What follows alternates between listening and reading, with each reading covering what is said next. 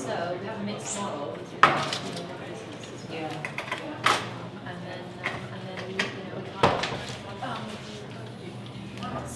got some EU funding. Yeah. We'll have for till Would you like a cake? It's a really nice way of digitalisation.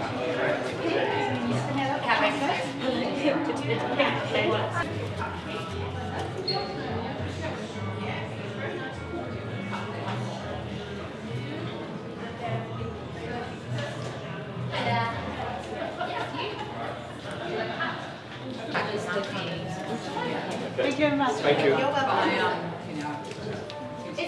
I love the fact that the gallery I have to go here to make some more.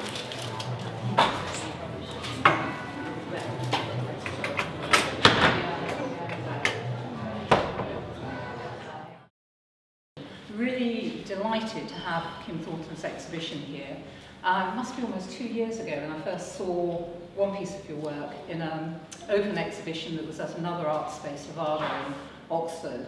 And I was really taken with the work and asked for the contact details of the artist, followed up, and it's been a really, really good experience working with Kim. It was an opportunity to see, and she'll tell you more about it, but the body of work develop, to support Kim in whatever way we could with her Arts Council application, because as you'll be aware, anyone particularly who is an artist themselves, how difficult it is to kind of get the funding to produce your work.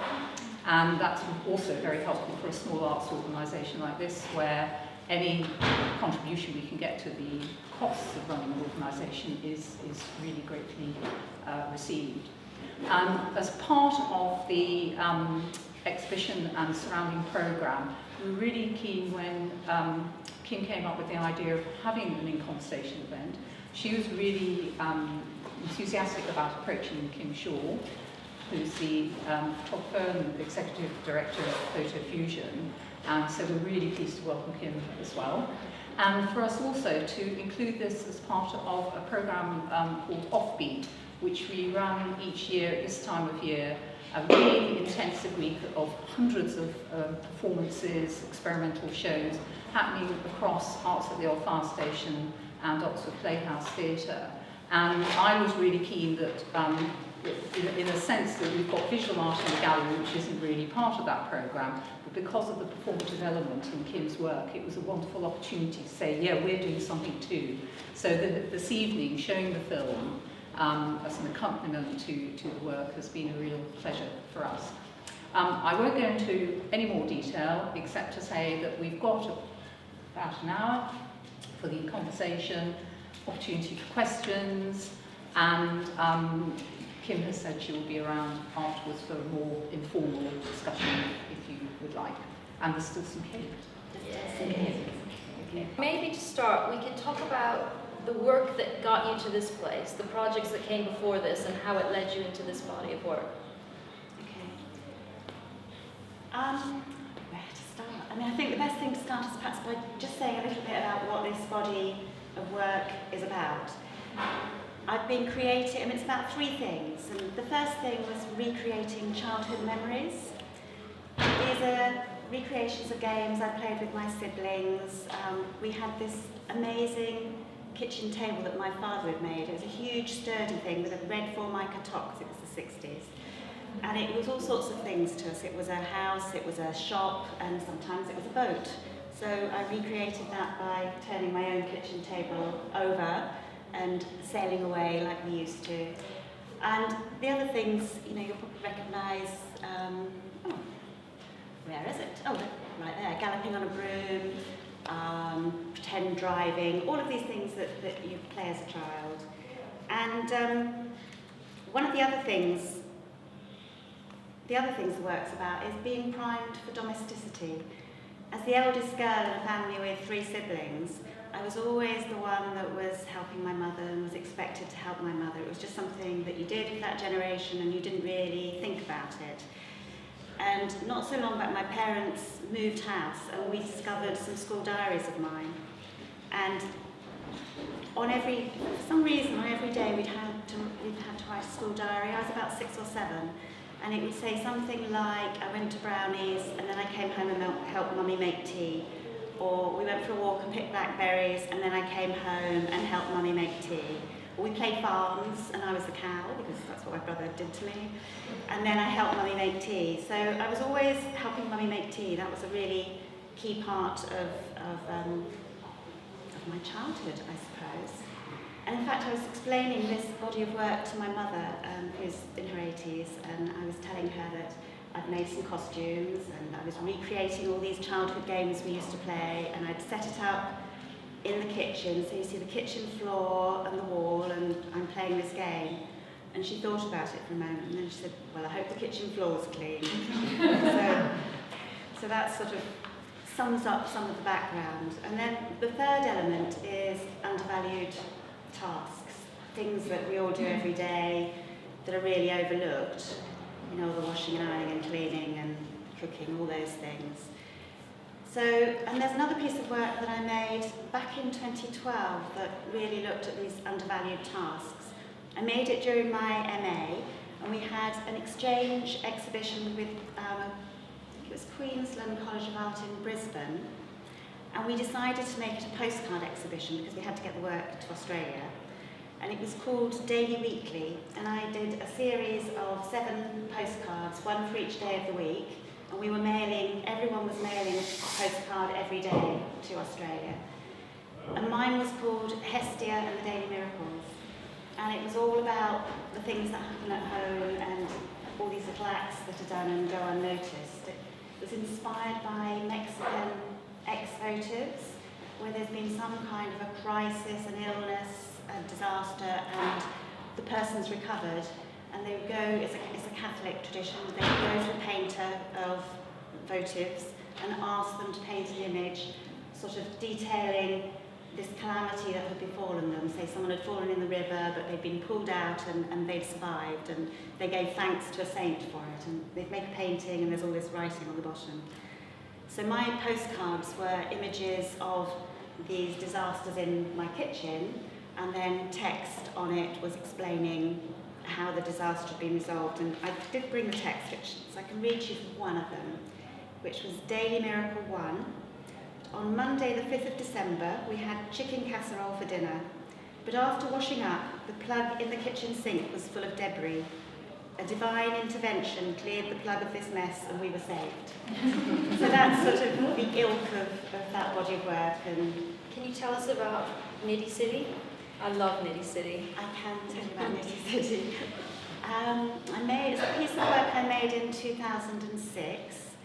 I had been reading an article by a psychoanalyst called Ros Minsky, and she was looking at the idea of containment, which she describes as traditionally men have taken on the roles of being assertive and decision-making, and women took on the nurturing, emotional roles. And she was looking at how, as society develops and women change their roles, how this affects the role of a man, and perhaps they have to carry out some of the more the lower status roles, and how this affects their position in society. So I started, it was the first piece of work I made using knitting, and I started knitting these little miniature London buildings. They're 5 iconic London buildings, and they represent the 5 elements of male power, I suppose, in London. So I knitted Big Ben for politics, Nelson's Column for war, St Paul's Cathedral for religion, the telecommunications tower for communications, and the Gherkin for finance. And I put them together in a little landscape and made a series of 4 photographs that represented different times of the day, and it was called Nitty City. So just looking at how women were entering these institutions and what it might be doing, and how people, you know, I think that's why I talk about it as a progression, because there, in your past work, there are elements of craft. Yes.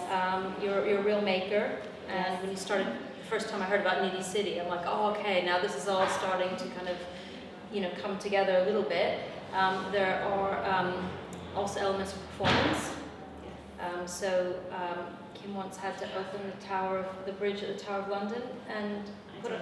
do you want to tell everyone how you went about that? Yes, I would love to. So this piece of work here is called Leaving the Harbour, and I entered it in for a competition, I think it was 2015, to be in an exhibition in the engine room of Tower Bridge. And the competition was for older artists, and I wasn't sure whether I wanted to put myself in that category, regardless of how true it might be.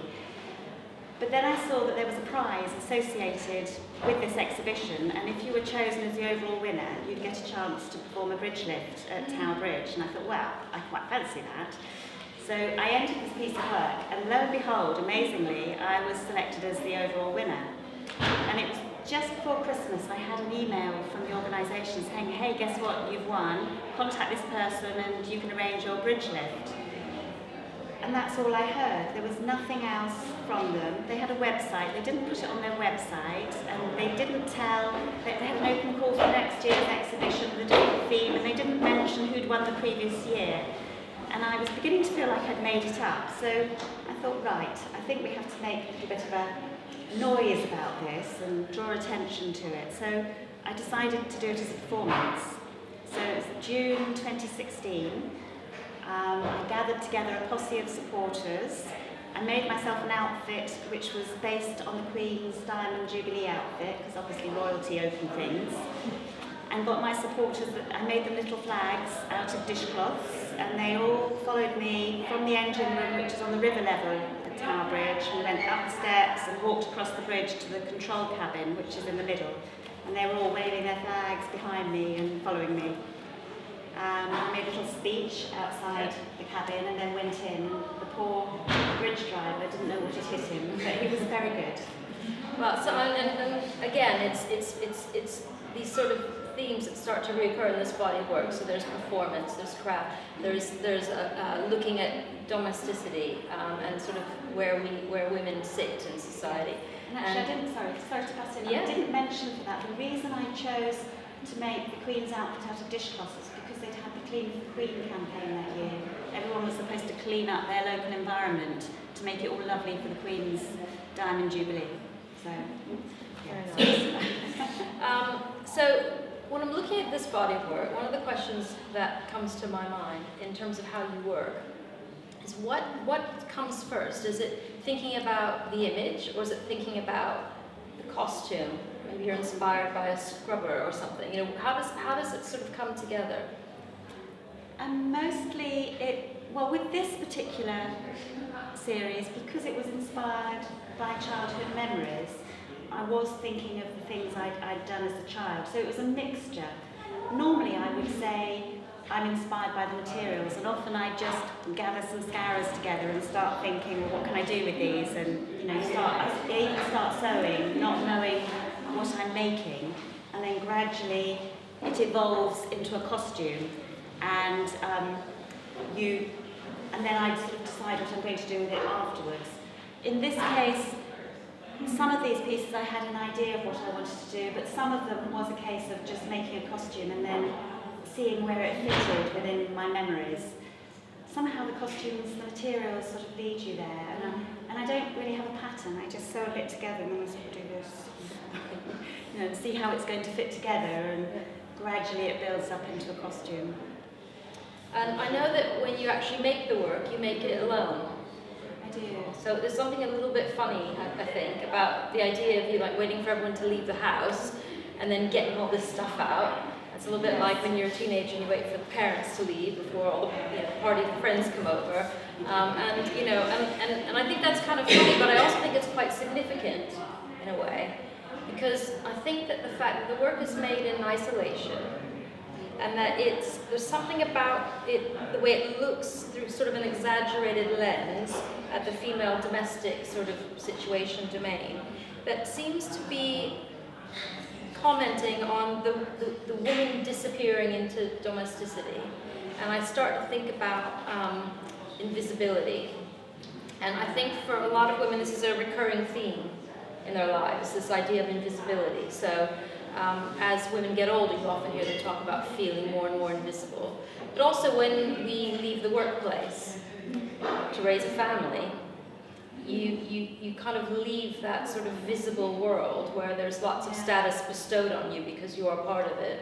And I know that, I think you did actually have a career that you left to raise your kids, and I'm just wondering if I'm reading this right, if these sort of things are embedded in this work. Yeah, I think that's right, they are, because prior to being a stay-at-home mother, I worked in marketing, and I ran a department, I had people reporting to me, and I travelled extensively across Europe and other parts of the world. So I was used to sort of, being in charge of what happened. And when you stay at home with a family, you're not in charge anymore. and also, the role you're doing just isn't as interesting to the outside world. When you're working in marketing and you've got this big company you're working for, you can tell people about it and they want to know. When you're at home with your children, they're just not interested in hearing about it. And it just makes you think about this really, how undervalued the role is, because it doesn't have any monetary value attached to it, so it doesn't sort of fit into the current economic structure that we operate under. Yeah. So, and yeah. And I think if we're going to talk about sort of invisibility, the other obvious question to ask is because invisibility is experienced by a lot of older women, and I think particularly in the art world, it can be quite harsh on older women. And I always write down, when I read interesting, curious things, I write them down. So I wrote this one down, and it was a New York gallery owner who said very bluntly, age is an issue for collectors, therefore is an issue for dealers. And I just wondered, because I think you went back to art school as I think the word now is a mature student, and I'm just wondering if you experienced any of that and how you dealt with it and whether it set you apart either now or then, and how that's... I was certainly a mature student when I went back to art college. I don't think that I have experienced a lot of problems with my age vis-a-vis sort of getting it out there into the world. In fact, Sarah invited me to have this exhibition, having met me and seen how old I was. So I don't think I have a specific experience of it as far as sort of getting the work out there goes, but I do think it's easier if you're younger, because you sort of live on the edge a little bit more. You haven't got to get home and get tea on the table for people, and there are a lot of opportunities for younger artists that perhaps don't exist, for older artists.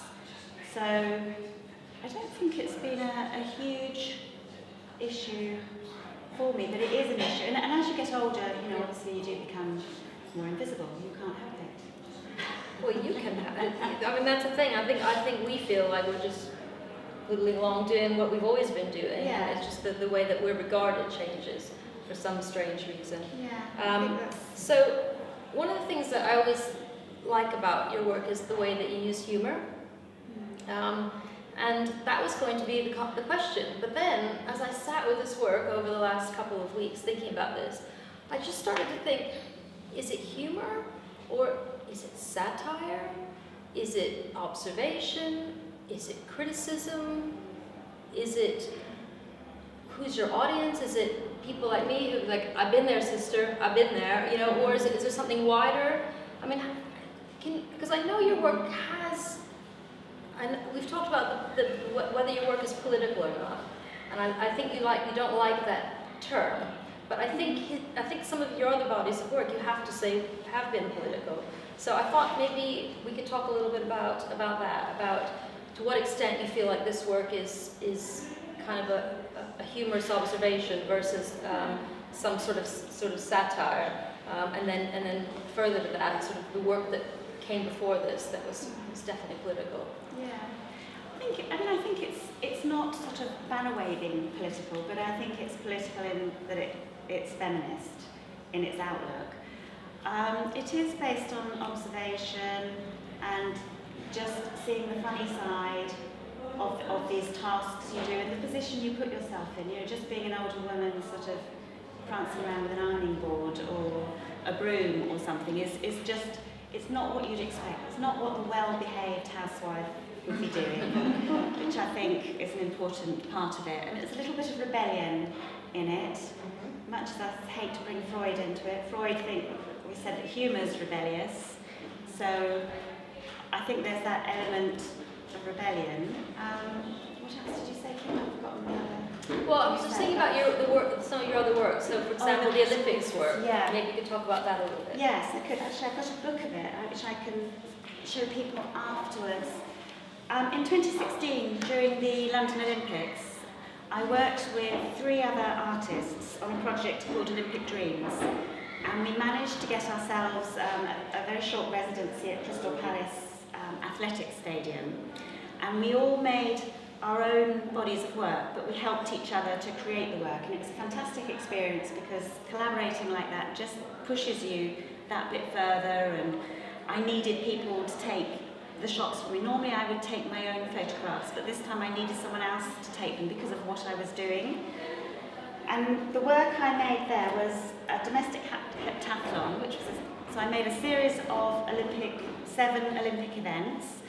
I was wearing a costume made of striped dishcloths and wearing number 11. And the reason I was wearing number 11 was because during the 1928 Olympics, for the first time, women were allowed to compete in the 800 metres.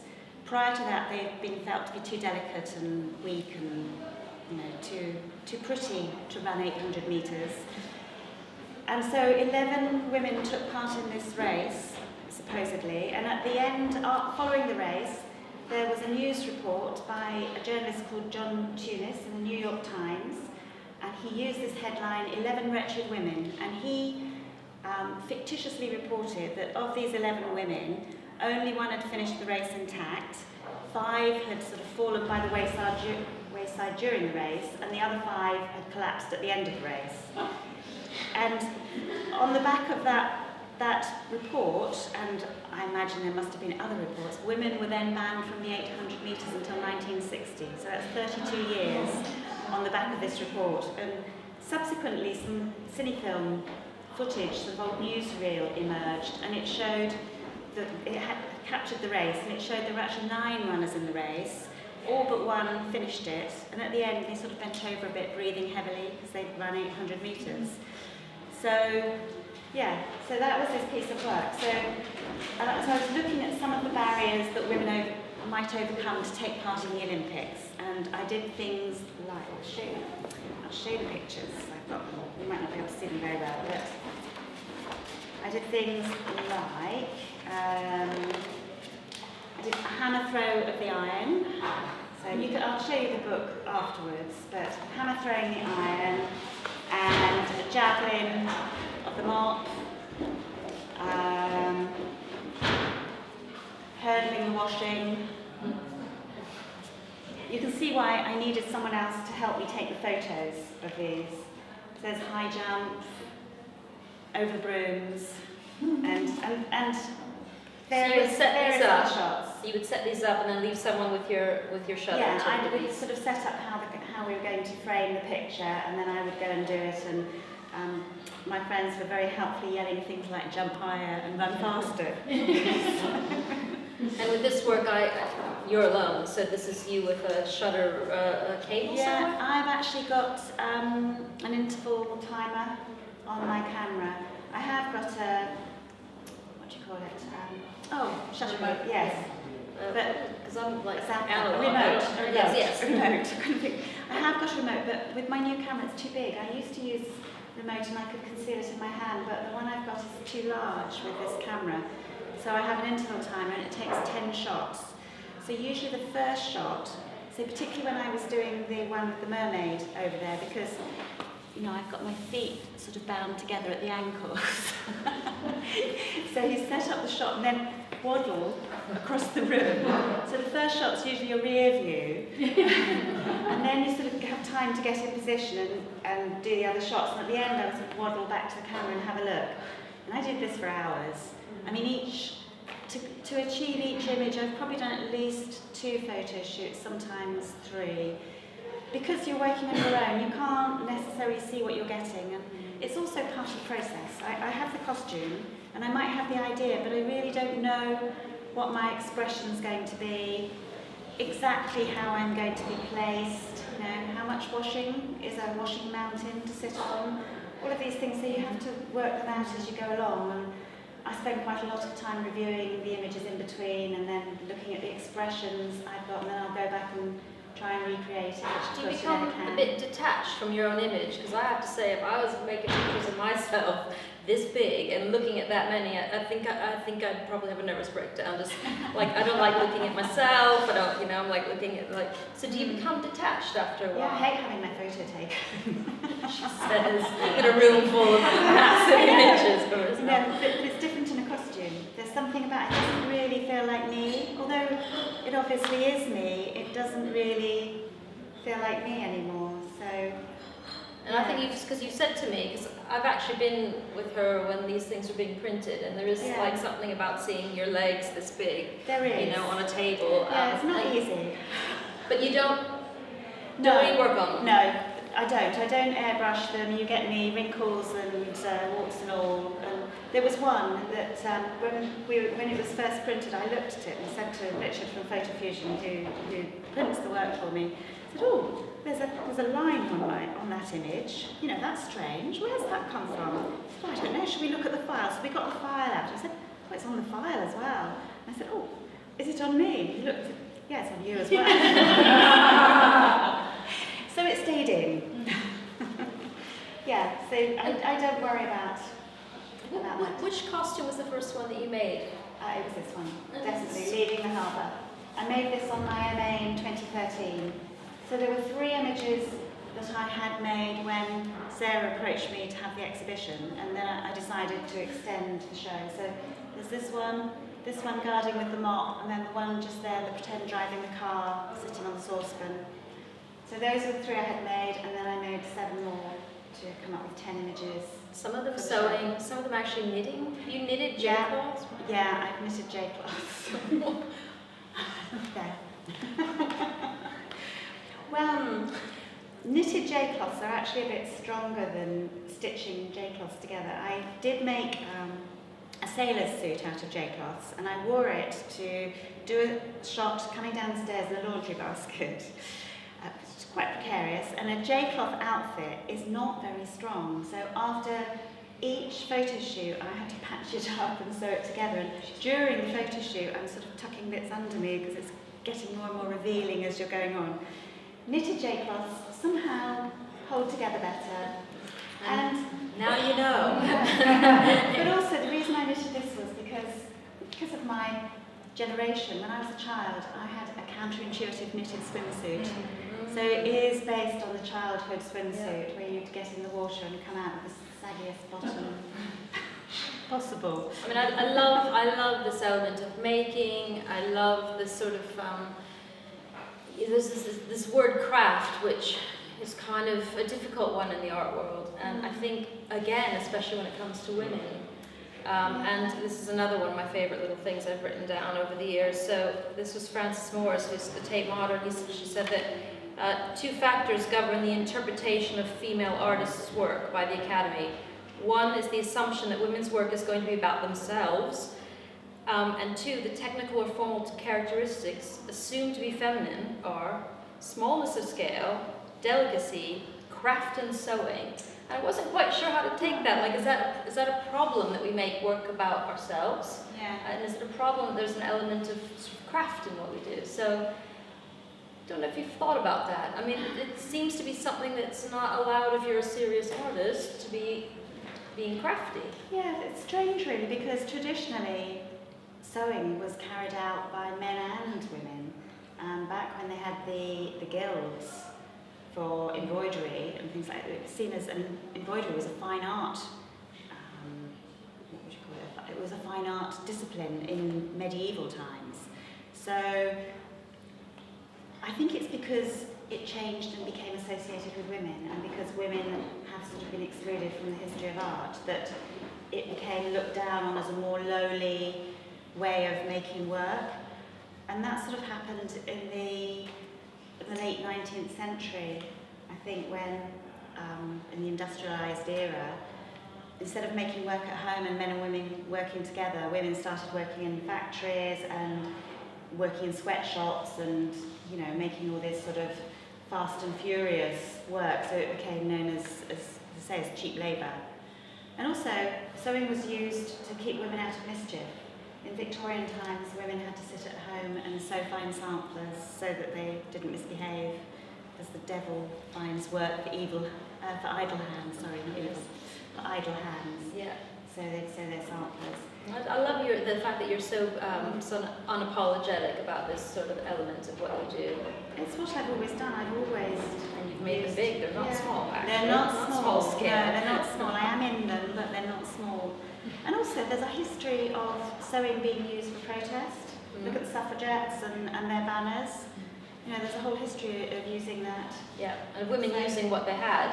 Yes. So, like, Exactly. I love miniatures, and Yeah. that was also a form of protest Yeah. in a lot of ways. And then one of the reasons why women made small work is because they often had to work in a quiet corner at home. They didn't have anywhere to go and make their work, so they just sort of, you know, adapted to their surroundings and made the best of their situation. Yeah, yeah. I love the nutshell studies, which I think is the series of miniatures that was made by Frances Glessner Lee, which she wanted to be a criminologist, but back in those times she wasn't. It was sort of excluded. She was married, and even when her husband died, she had a brother who wasn't going to let her out of the house. So she created a series of miniatures based on real crime scenes. And I think to this day they actually use them to train forensic scientists how to observe a crime scene. So women have a history of sort of using what was available to them to live out this other sort of life in this sort of world that they wanted to be a part of. They could, until they got a room of their own. Now, the titles of these aren't up. I think they're probably listed, but they all reference paintings. They do. So this can is you- why I've got my list, because They're all on the information sheet. If anyone wants to take one when you So, can you give us a little I'm going to cheat here because I get them. I forget the names of the artists. So sorry, but yeah, basically all of titles are really important for me. I don't feel like the work is finished until it has a title. It's sort of part of the narrative of the work, and just helps to round it off at the end. And I select titles from the history of painting because historically women have been excluded from the history of art. They haven't been written into all of these academic tomes, and they weren't originally included in exhibitions. So I've chosen titles that are all from works by male painters and appropriated them for my own works of art.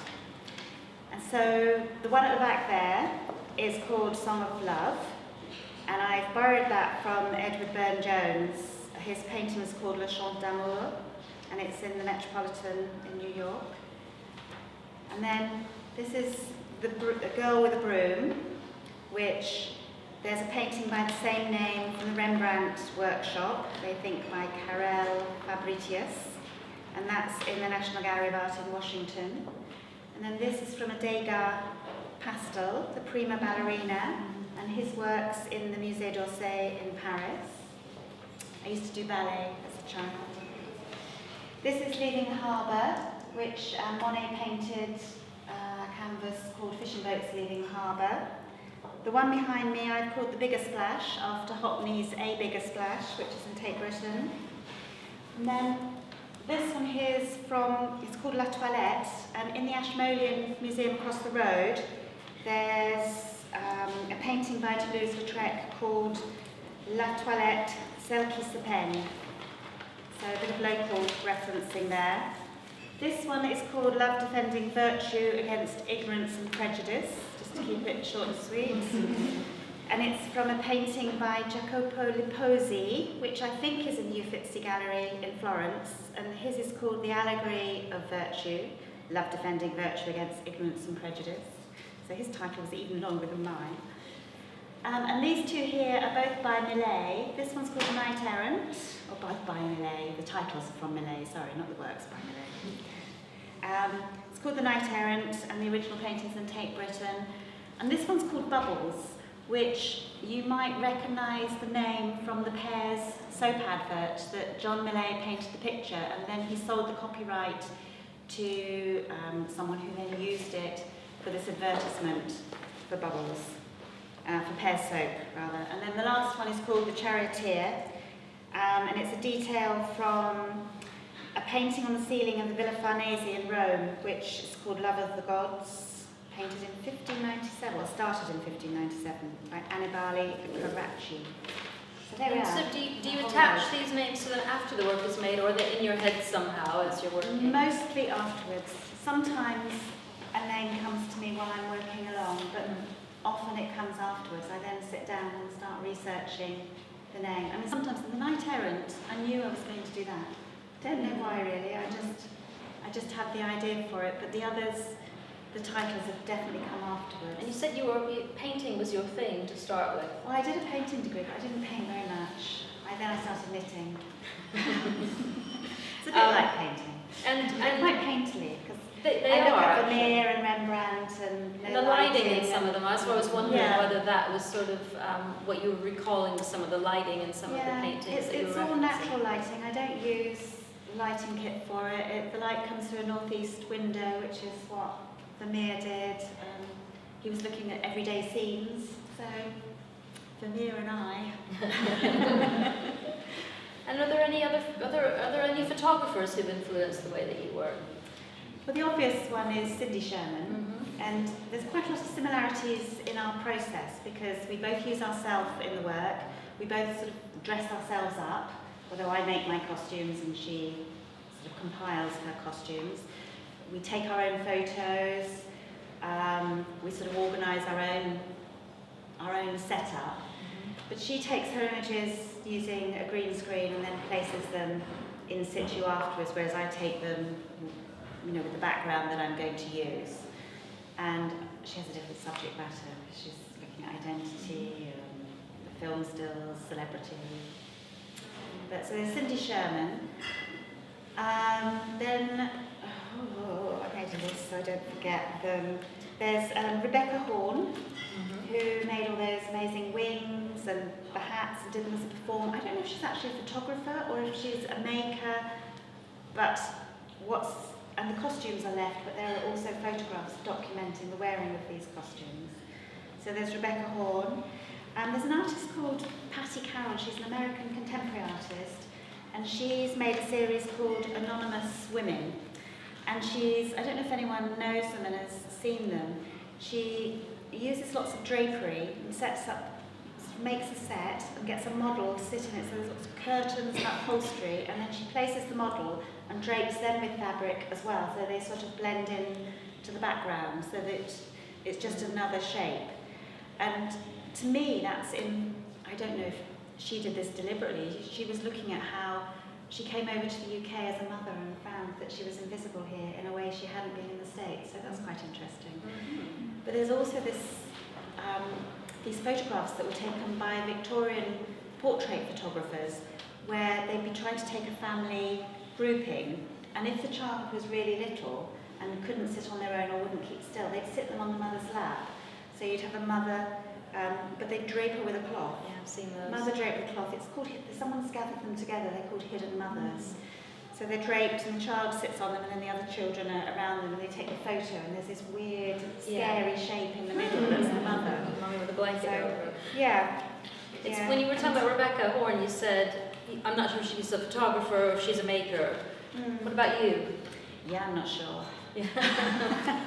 I'm a maker, a fine artist who uses photography, I would say. To document or to bring to life or to... To bring to finish off, really. Yeah, I haven't shown these costumes on their own. They've just shown as photographs. Okay. So, as a finished are they piece in of work. the closet, like waiting for their debut? They're hanging, some are packed away, some are hanging, some of the hats are on nice heads, sitting, waiting. They are in a closet, just ready to be worn on the next occasion. Yeah. And the other... Go ahead. I was just going to say about another really important influence for me that I haven't mentioned is the performance artist, Bobby Baker. I always have to mention Bobby Baker because she's quite special for me. When I was first doing my knitting, I felt all those things that you've said. I'm knitting, this can't be proper art.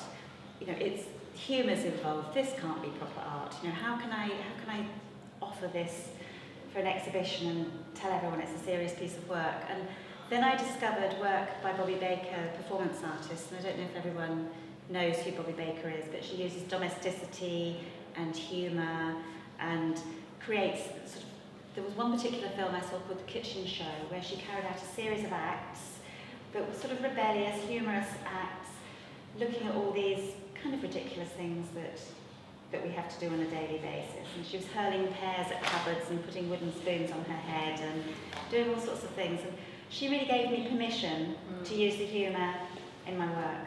So thank you, Bobby Baker. So we've talked about the work on the wall. Yeah. But now I'm going back to the beginning. Oh, The right. film. Oh, the film, yes. Tell us about the film. What motivated it? The film's got a slightly different message to me. So I would like to hear you talk about it. Because I don't think we've actually had a very long conversation about it. No, we haven't really. Okay. Well, the film, sort of cupcake feminism, really. The film is a parody of home cooking shows. I was thinking a lot of Nigella Lawson and the way she sort of smooches with the camera and flutters her eyelashes, and there's lots of suggestive expressions going on. The music in the film, from those of you old enough will remember from the children's TV programme Vision On, where they used to play the gallery of all the artworks that people had sent in, they played this music. It's by the Novel Tones, called Left Bank 2. And it was just a piece of library music that they sold for, you know, an absolute pittance, and it's the most used piece of music. So they must kick themselves over that. And then there was this resurgence in, I think it was sort of early 2000, where young women were trying to reclaim domesticity, and they were reclaiming all these domestic acts, and there was a big thing about wearing 50-style pinnies and making cupcakes and decorating them elaborately and sort of saying they were feminist in doing this. So all of those things sort of came together in this film, and I just felt I had to iron the cakes. It's another rebellious act, really. One of these things that, you know, you make all these cakes and present them, and oops, they've had an accident. Do you think you'll make more films? Because you're very into the performance, and maybe you could argue that a moving image captures that in a different way than yeah, it still is photography interesting. does. I am in the middle of making another film at the moment. I'm doing a pas de deux with a vacuum cleaner. So there's another film upcoming, and I've got plans possibly for something else as well. But I can't wait to see yeah, that. but they're a bit vague at the moment, so I won't say. I think I'm going to let people ask their own questions in a minute, but there was one other thing I wanted to talk about with regard to the way you work, and also these issues about, sorry we're banging on about the woman thing, but we are sitting in a room with lots of Kims dressed in lots of domestic items. So, but there is this other way that you work that I find is very, in my experience, it tends to be a very female way to work, and that is that you work often within collaborative groups. And I think that I see a lot of artists coming and going out of Photofusion, and I think that women, men, people who work together in groups have a real advantage over people who don't. And I know that there are actually some people here, I think tonight, who worked with you and some of you tripod, you guys, yeah? Can you talk a little bit about how that happens and what it brings to the party for you? And we're not talking about making group projects together, we're talking about being kind of embraced by a group and having other people support you in your work, kind of keep you motivated, keep you on schedule, keep you honest, because we're very good at letting ourselves down. We're often very bad at, we don't like to let other people down. Yeah. So can you talk a little bit about that? Yeah, there are a couple of groups that I regularly work with. One is, I'm a member of South London Women Artists, which started up 10 years ago. I've been a member for 9 of those years. And that was really important. I'd finished my BA, it was before I started my MA, and it just gave me a group of people to work with. We did exhibitions, we had critique sessions, We've got a book group, we talk about things. It's just having a group of people to talk to. And the same with Tripod, which was a critique group through Photofusion. We did, is it 6 sessions? I think we did 6 sessions, and there were 9 of us in the group, and we have carried on meeting subsequently. We did that a year and a half, I think, ago. Is it a year and a half ago? Yeah, I think so. We finished our Tripod, and we've carried on meeting, and it's fantastic because we take it in turns to present work. We talk about our projects. We help each other to sort out, you know, what's working and what's not working in the project, and it's a way of testing out your ideas, but it's a support network as well, which is, for me, it's really important. Yeah. Some people keep their ideas close to themselves. I tend to tell everybody, and then have to pull back a bit and say, "Oh, I didn't really mean that." I mean, I can tell people who kind of work within groups like that tend to be, there's a lot more confidence that comes with that, but also ambition, because I think you kind of fuel each other, and you have big ideas, and you kind of, you know, like you give each other permission to dream big, support each other, and I think those things really matter when you're walking in to see someone about an exhibition or. And our Tripod group, actually, we're dreaming bigger because we're going to take part in the Brighton Photo Fringe. So we found a space to exhibit in, and we're in the process of making plans for that exhibition. And we'll have, it's a month-long exhibition. We've taken the space for the whole month, and we're going to do a series of events, and it's going to be brilliant. I think that's amazing. I would always recommend when people come to me when they're just leaving art school and they say, you know, what's the advice? What should I know? And they're expecting some sort of really important words of wisdom, and it's like, find your peeps, you need them. It's really important. And you get out of art school and you kind of think you got it all sorted out, and then 3 years later they appear at Photofusion a bit lost, you know, and it's like, find your peeps and stay with, you know, that's the most important thing. So I thought, I don't know how we are for time, but does anyone do we want 8 o'clock? 8 o'clock? Okay. Does anyone else have some questions they want to ask? I've got to say to begin with, the event's been recorded, so when we get to question time, I hope that's all right for you. If it's on Kim's behalf, I'm going to record here at the front, so we'll be recorded as well. I hope that's okay. But say if you don't want to be recorded. I don't know that what you're asking a question. When you're doing the photographs, you said some will take several sessions. Do you have to get into a particular frame of mind before you can start performing these? Sometimes you're just given my time. As Kim said, I often do this when there's no one around, so I'll know what days I'm going to have free and think, right, you know, I'm going to, because I move all the furniture, sometimes I empty the cupboards, I've emptied the fridge before. It can be quite disruptive and chaotic when it's going on, so it's really good to have this sort of free time. And then when I actually start the photo shoot, once you get the costume on, I start thinking about, you know, why am I doing this? So for instance, if I'm galloping, you know, I'm thinking, how did I feel? How would I feel galloping? And I've galloped all around my house, trying to work out how I feel galloping. It's quite nice, you can try it. But you try and get inside that headspace. It's a bit like acting. I mean, I'm not an actor, but I am trying to think how you'd feel doing it. And I take a lot of shots that aren't showing, you know, that just aren't doing it at all, where I'm just looking bored or cross or like I don't know what I'm doing with this. And so you do have to get inside the character that you're trying to create, I think. And sometimes it's easier, like when I was doing the Olympic shots, you know, when you're doing the long jump, you're doing it. I was actually doing it.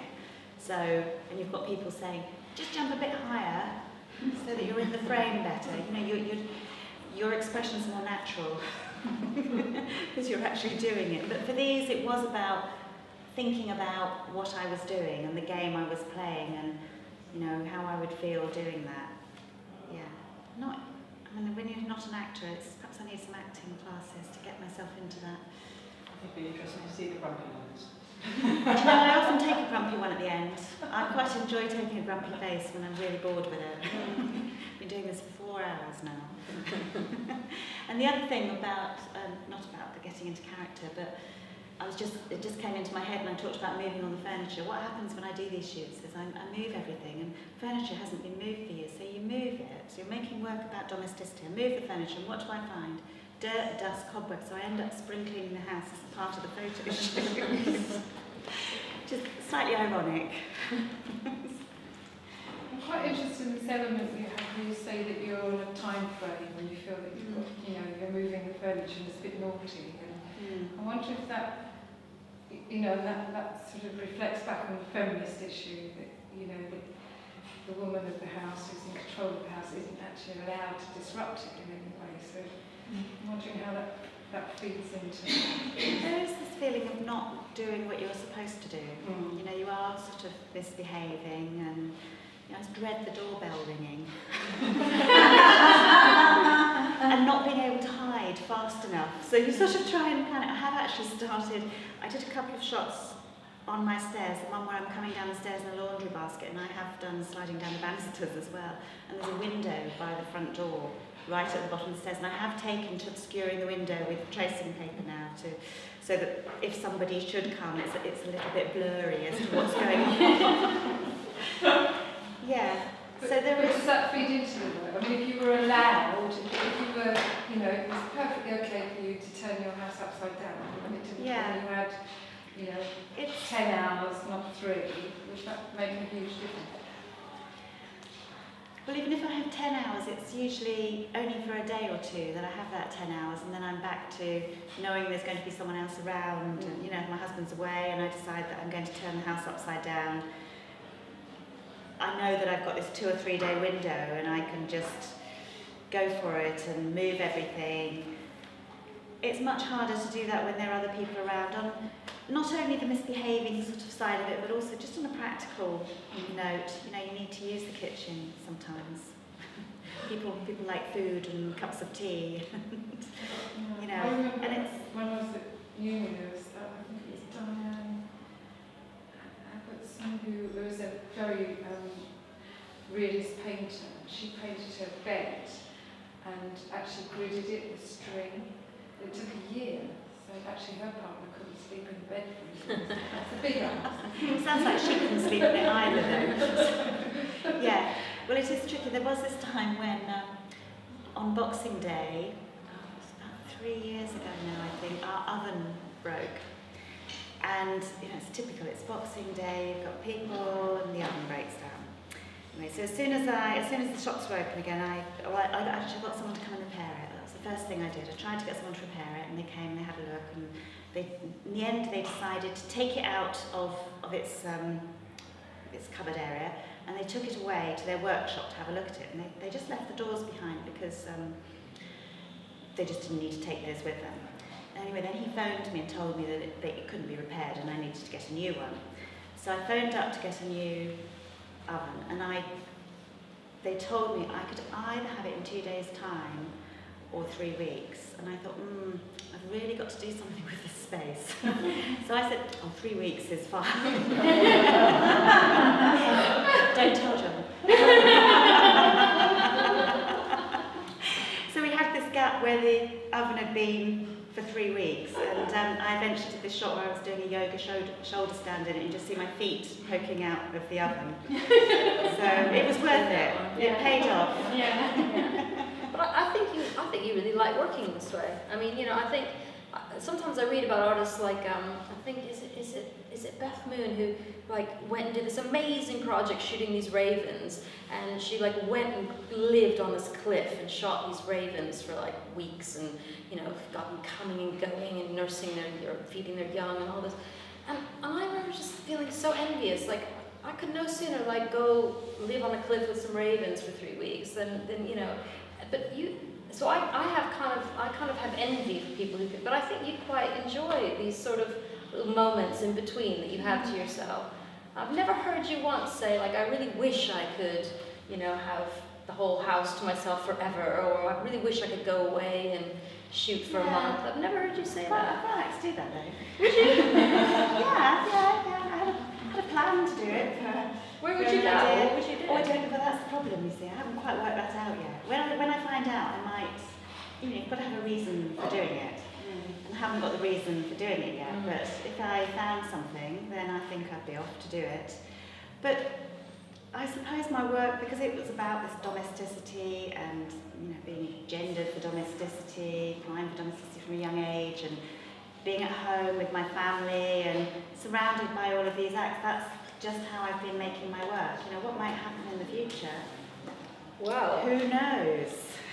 And that was the next question on my list. Who knows? What's next?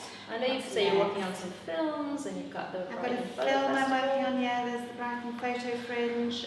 We're having the exhibition there is called Casting Off, because the Brighton Photo Biennial has the theme of the New Europe, so we thought we would link into it and we can all respond to that title. I'm actually, having said I don't show my costumes, I am going to show a costume in August at a gallery in London, and the exhibition title is All Can Be Frida, so responding to the Frida Kahlo clothes exhibition at the V&A.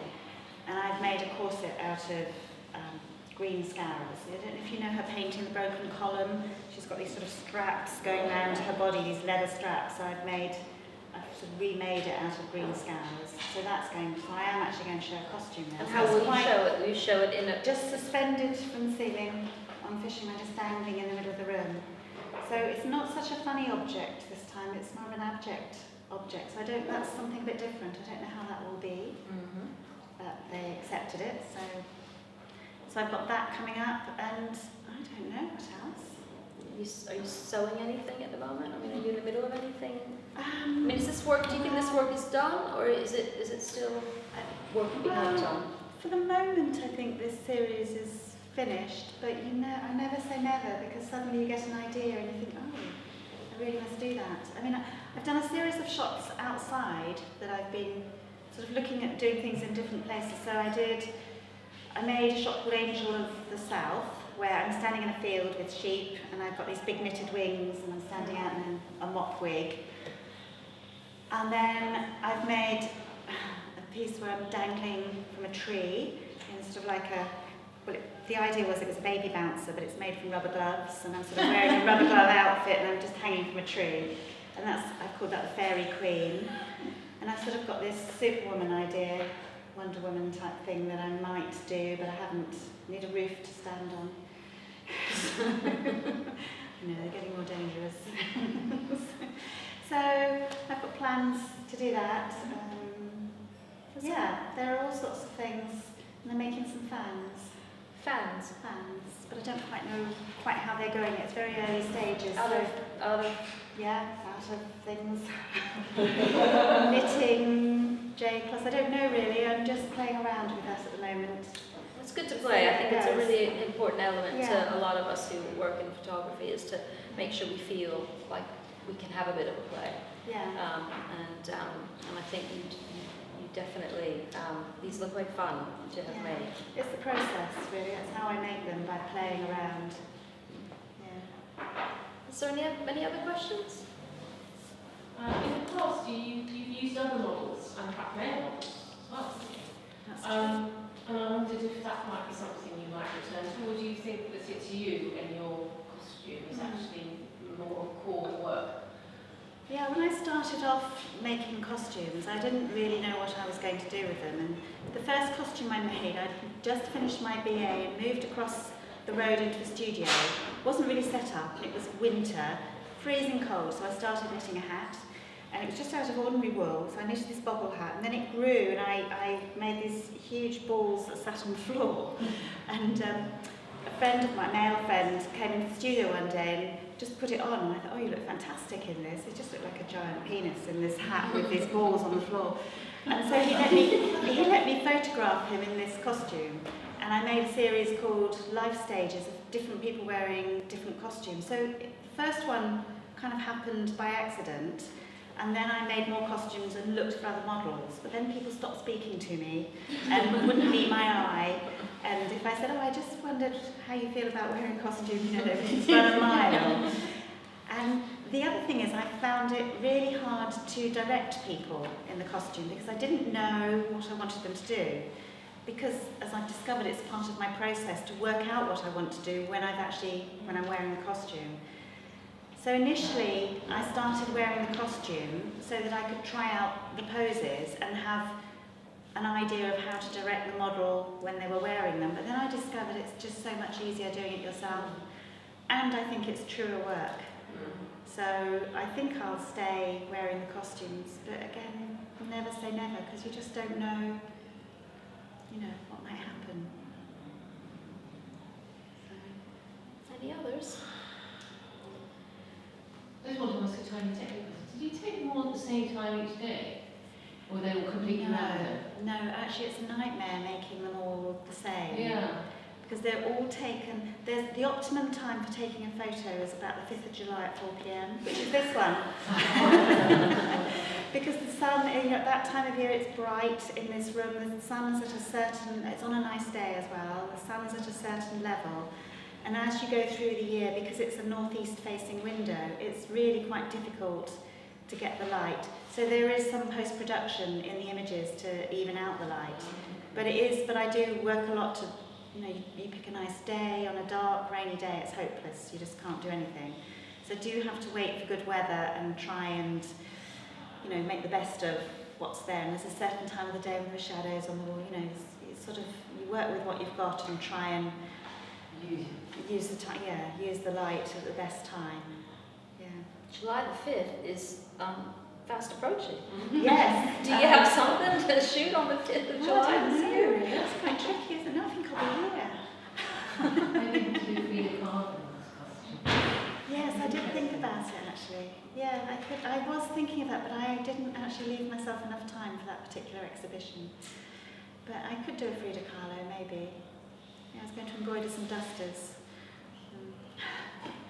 Yeah, maybe. Right.